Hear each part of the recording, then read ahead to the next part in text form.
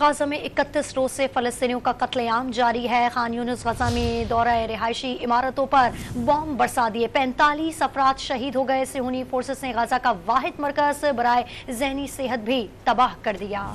بچوں کے اسپتال کو بھی شدید نقصان پہنچا۔ اب تک حملوں میں شہید فلسطینیوں کی تعداد 9770 ہو گئی۔ شہید ہونے والوں میں 4880 بچے بھی شامل ہیں۔ اسرائیلی دہشت گردی کے خلاف عالمی ادارے بھی چیخ اٹھے۔ اقوام متحدہ سمیت 18 عالمی تنظیموں نے اسرائیل کی جانب سے عام شہریوں کے قتل عام کو سفاکیت قرار دے دیا۔